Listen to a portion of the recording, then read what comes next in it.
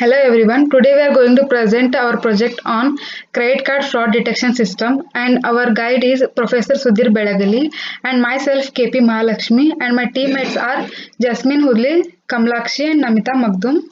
And now I am going to explain about the contents of our project, that is introduction, literacy survey, project schedule, problem definition and objectives, software requirements and specification, system design, implementation, testing, results and conclusion. And now I am going to explain about the introduction. Introduction contains what is credit card fraud. Credit card fraud means the crime of credit card fraud begins when someone either steals the credit card or a debit card or fraudulently obtains the card number. This means when a theft obtains a credit card or a credit card number, then it is called as a credit card fraud. And the elements of credit card fraud are credit card theft, credit card forgery and credit card fraud. Now I am going to explain the types of credit card fraud. First one is application fraud. Application fraud means when a theft gets the control of the application system by using sensitive user details like password, username and opens a fake account of the user. Someone knows the personal details of the user like the known persons, then that known persons will use the details of the original user and applies for the fake credit card. Then it is called as application fraud. Next one is electronic or a manual credit card imprints. In this, stealing of the information of a stealing the information present on the magnetic strip of the card. This information is a very confidential information like the expiry date of the credit card and the 12 digits present on the credit card. By using this information, the theft can create a fake account of that user. Next one is CNP. CNP means card not present. When the fraudster knows the expiry date and the account number of the card or a last 6 digits of number present on the credit card, then it can be used to fraud the card in the absence of the card. So the sensitive information can be stolen and card can be frauded. Next one, fourth type of fraud is counterfeit card fraud. In this process, the fraud can be done by the method of skimming.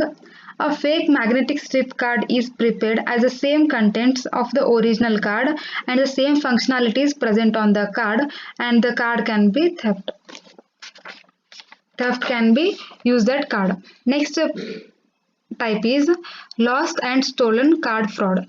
In this, it means the original card holder misplaces their card, so any unknown person can collect that card and they can fraud the credit card. Next one is card ID theft. This is similar to the application fraud, and in this, the user's original information present on the card can be used and the fake account can be created. Next one is mail non-receipt card fraud. When a customer applies for the card to the bank, then it needs some time for a procedure like taking the information and proceeding for the card.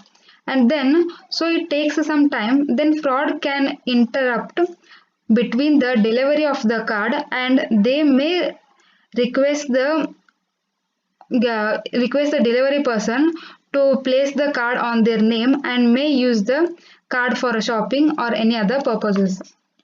Next one is account takeholder.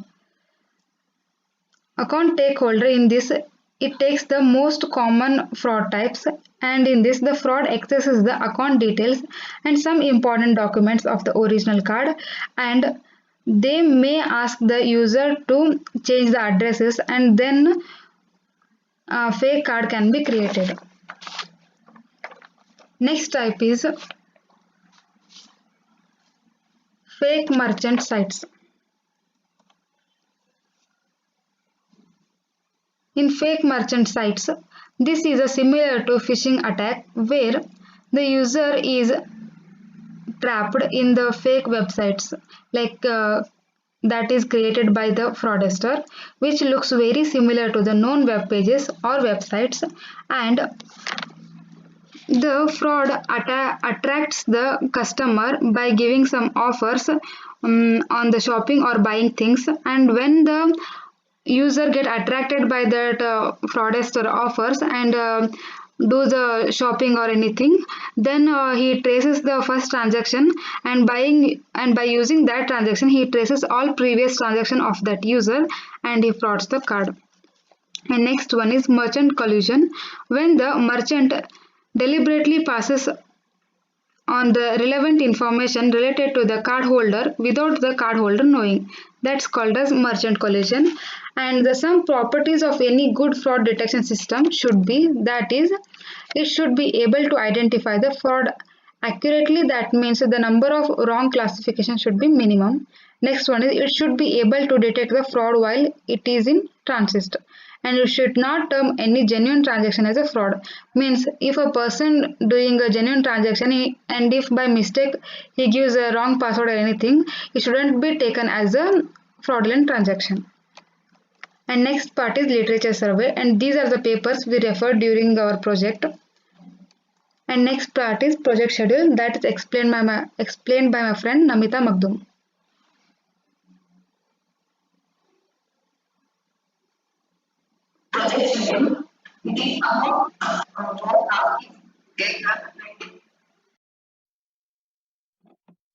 Project schedule.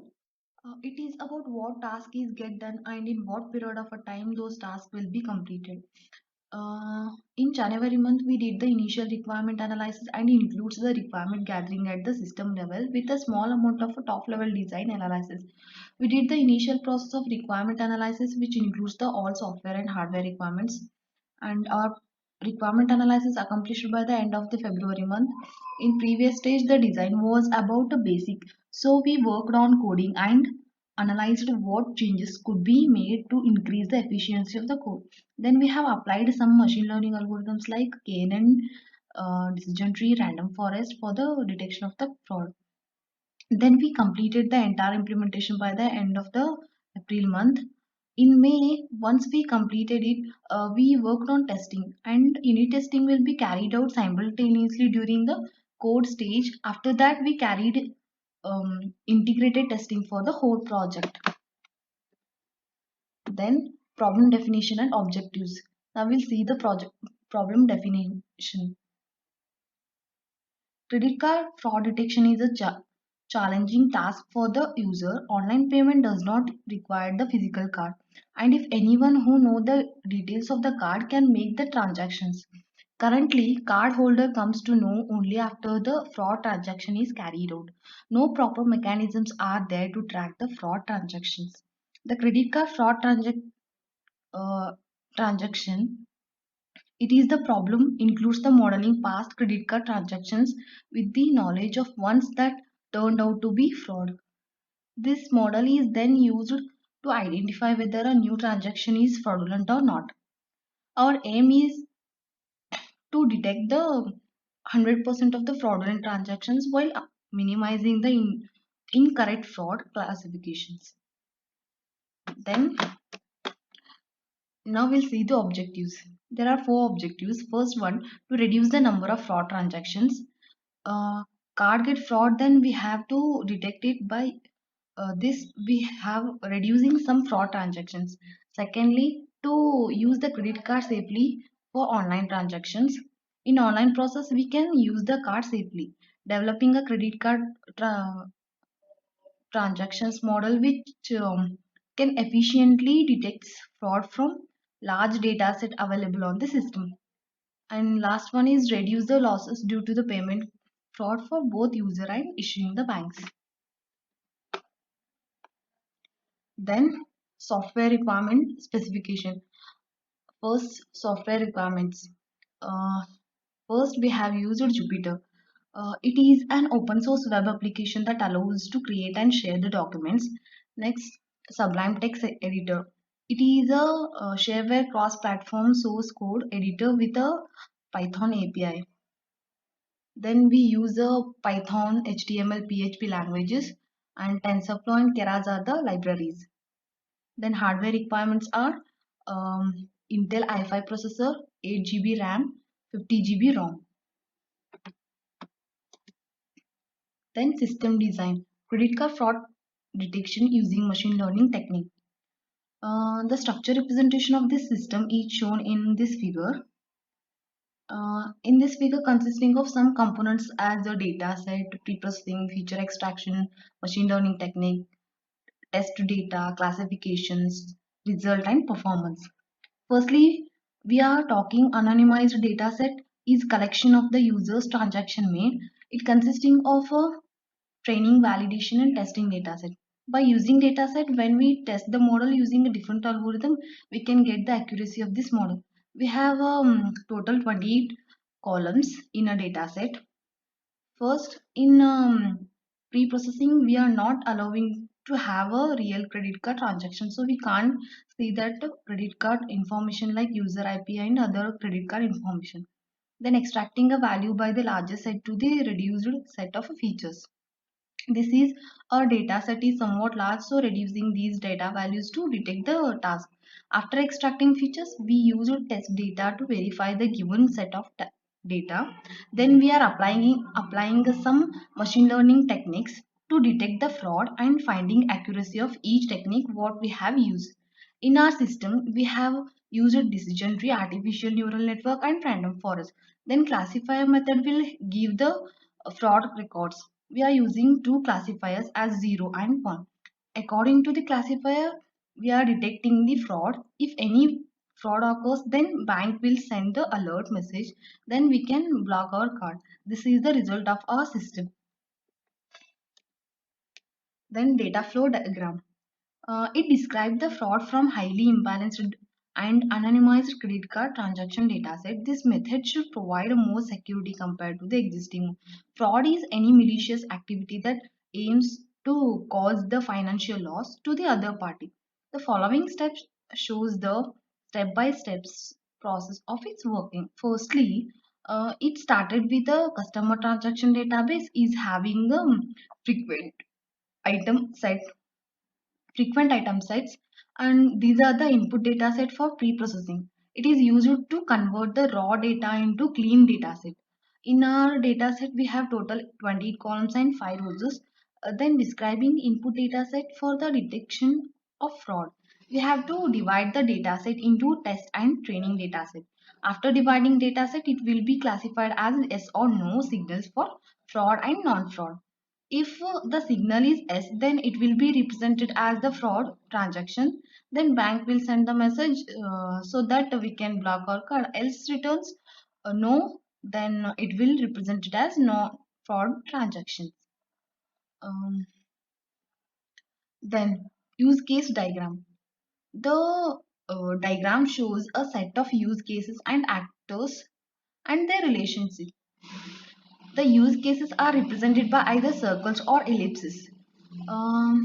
This figure shows use case diagram of total transaction between card owner and the bank. Owner is a card holder or the user we can say, and initially the owner can make any transaction through the credit card by their personal data or a pin. After that we are continue the transaction. Then fraud and non-fraud are the some relations between owner and bank. If the credit card gets fraud and if the stolen person tries to use that card, at that time bank will send the alert message saying that you can block the card. Then sequence diagram. Sequence diagram shows the object interaction arranged in a sequence. It represents the objects and classes involved in the scenario and sequences of a messages exchanged between the objects. A sequence diagram simply depicts the interaction between objects in a sequential order. In this figure shows the user, thief, database and bank are the objects. User must have the credit card for the transaction purpose, so we have to get that by giving user information to bank. These all data will be stored in database system, and it may be a scenario that the thief has stolen that card and he is trying to use that card. Immediately bank will verify the card by using the data in the database system. Then bank will know that transaction is fraud or not fraud. If it is the fraud, bank will send the alert message so we can block. And this is the sequence process of how the credit card detection system is.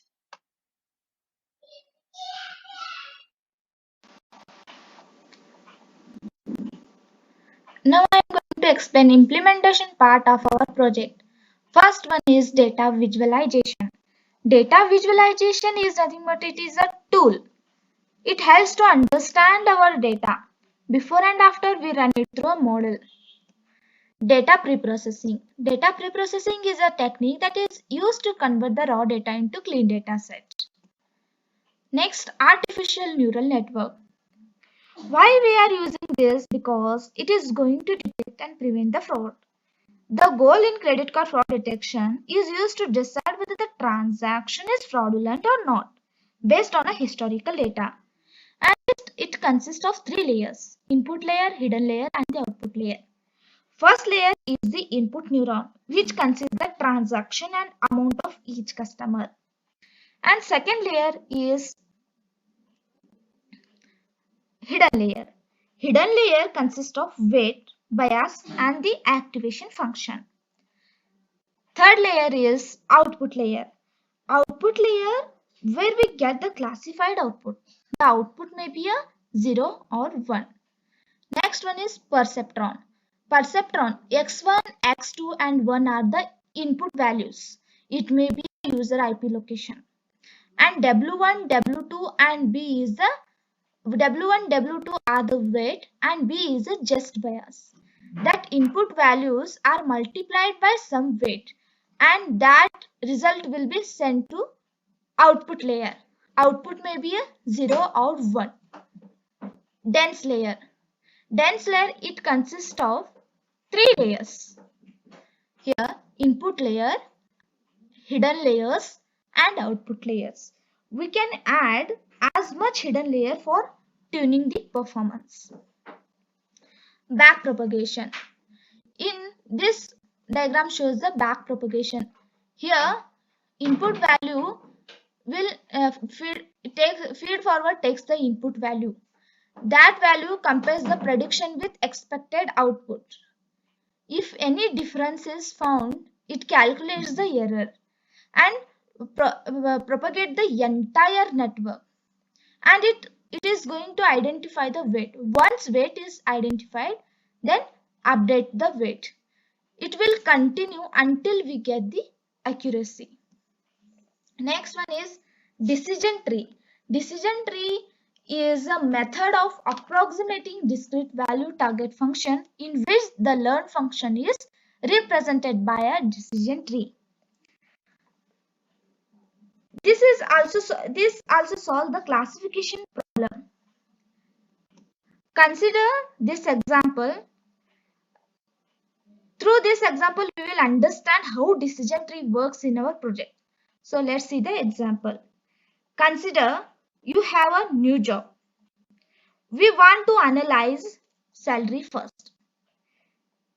If salary is not good, then we refuse the job. Else, we analyze other things, like if it is too far away from our house, just we refuse the job. Or it is close enough to our house, then we analyze it is good workplace or not. If it is good workplace, if it is not good workplace, we refuse the job. If it is good workplace, we accept the job. Here there are two nodes, decision nodes and the terminal nodes. Terminal nodes is nothing but it is decide the termination condition.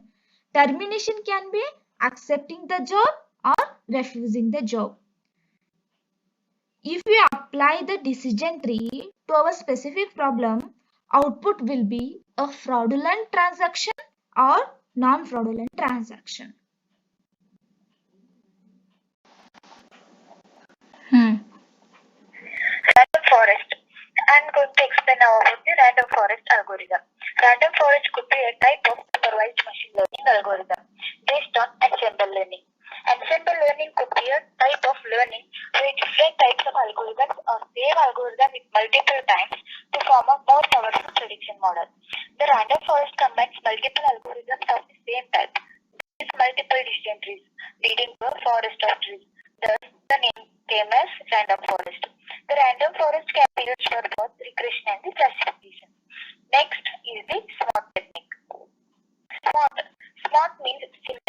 minority oversampling technique.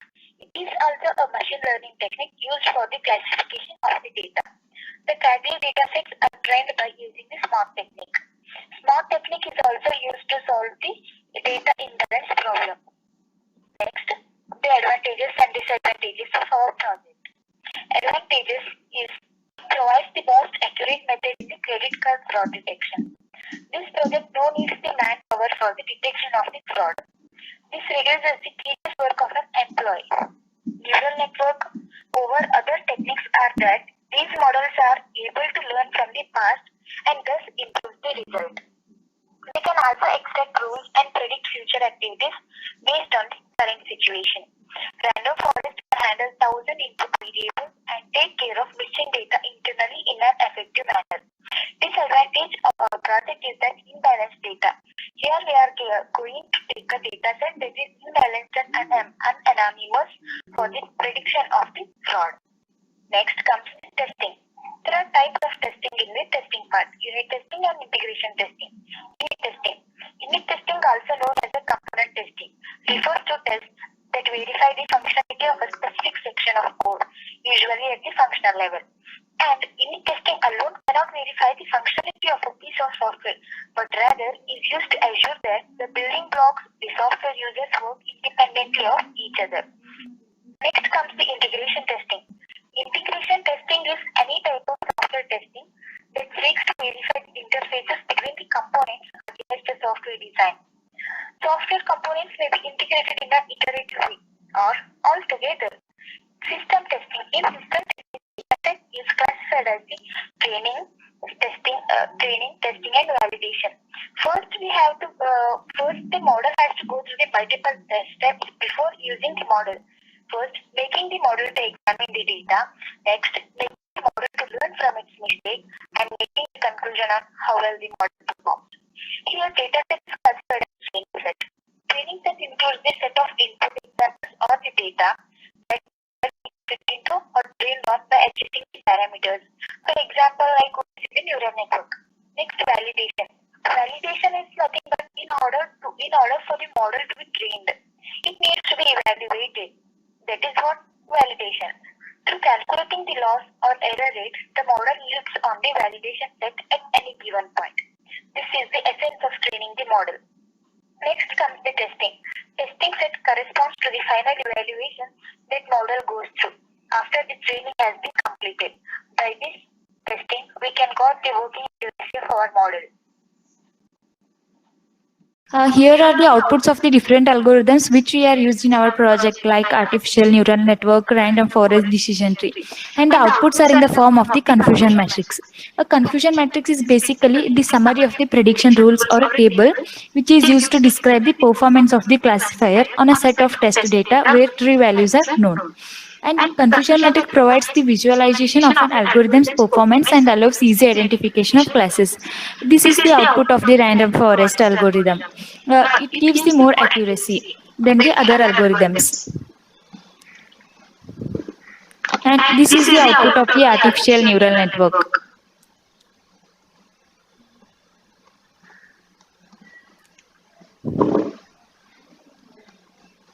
And these confusion matrices are the outputs of the decision tree algorithm and undersampling and oversampling techniques.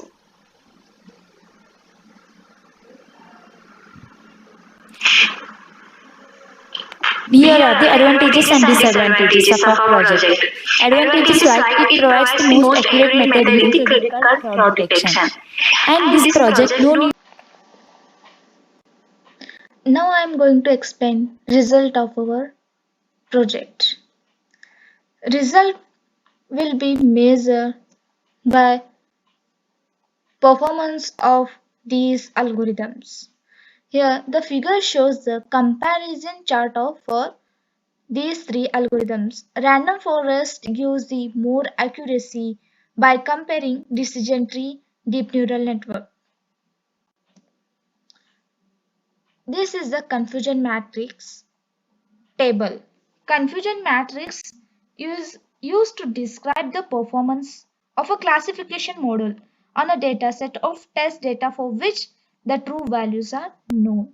Here, positive, there are some values like true positive, true negative, false positive, and false negative.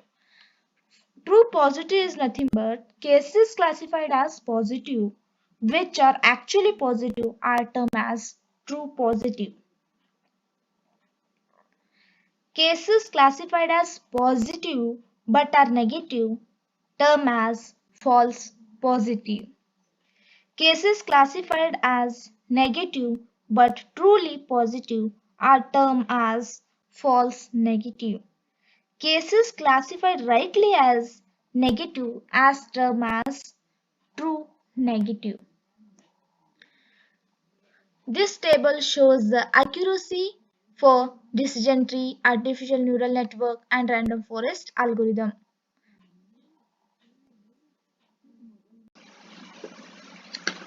This is our web page to know that to fill the variables in the table and to know that the transaction was fraudulent or non-fraudulent. And here we are taking the anonymized data set, and we can't take a original data set of a real credit card transaction.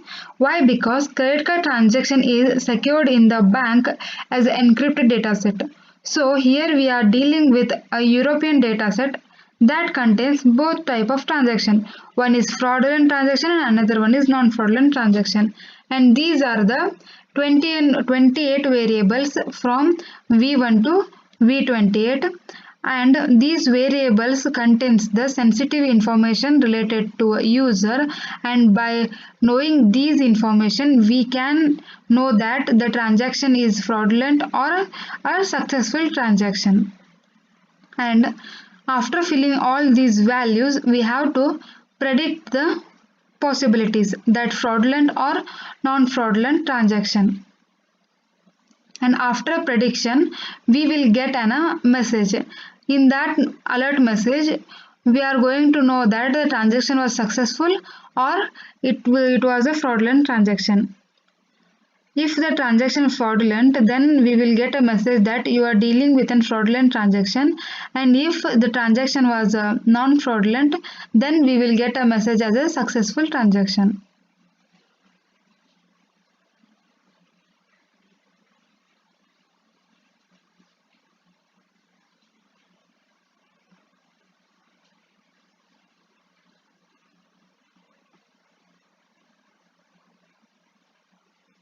Now we have to predict the values, like we have to know the possibilities.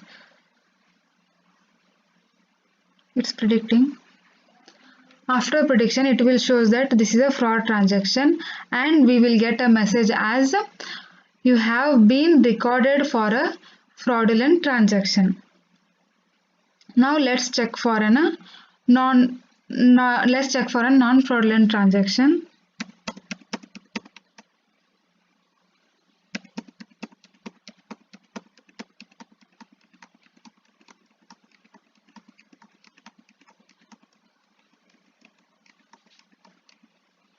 And just now we are trying for just two values. Actually here we have thousands of data set of all other users, and this here we get that this is a non-fraud transaction, and we will get a message as the transaction was successful. This is our final prediction. Came for the conclusion part of our project. Credit card fraud detection defines the fraudulent over the non-fraudulent transaction. There are two labels to define the fraud transaction, that are 0 and 1. 0 indicates the non-fraudulent transaction, where 1 indicates the fraudulent transaction. In our project, first it identifies the type of fraud. Based on the type of the fraud, applying the alternative techniques like neural network, decision tree, random forest algorithm to detect the fraud.